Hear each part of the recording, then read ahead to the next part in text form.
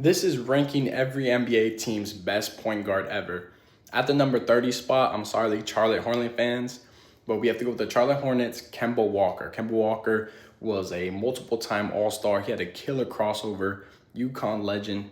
Didn't have playoff success with Hornets, but he is their best point guard. At the 29 spot, we got the Minnesota Timberwolves. There wasn't that many great point guards. You have guys like Ricky Rubio, Stephon Marbury, but honestly, we're going to go with Sam Cassell.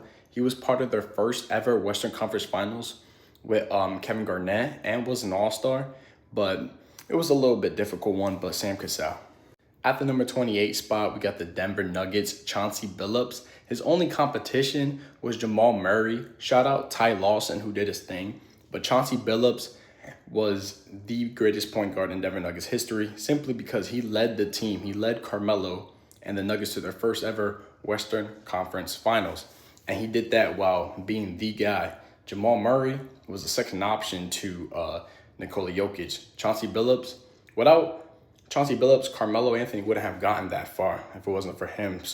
And he was a multiple-time All-Star. I got him for the Nuggets. At the number 27 spot, I got the Los Angeles Clippers. This was hard to rank because they didn't have that much point guards. I'm going to have to go with Chris Paul. But the Clippers, having Chris Paul, like Lob said, he was so good. But now looking back at it, they didn't really have any playoff success, really. But CP3 did his thing, made Clippers relevant, along with Blake Griffin, DeAndre Jordan, creating Lob City. He was a multiple-time All-Star, All-NBA, and ultimately rose the Clippers to what they are today. At the number 26 spot, we got the Atlanta Hawks. Now, this was a pretty tough one. You had Spud Webb, Doc Rivers, but honestly, we're going to have to go with Trae Young, an All-NBA player, multiple-time All-Star, and brought the Hawks to the Eastern Conference Finals, which they had no business doing. And he owns the New York Knicks.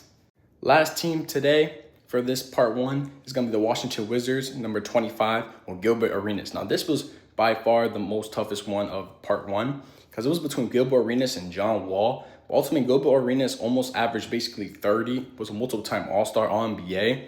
John Wall was a 20 and 10 guy. He was still nice, but I'll have to give it to Gilbert Arenas. Stay tuned for part two.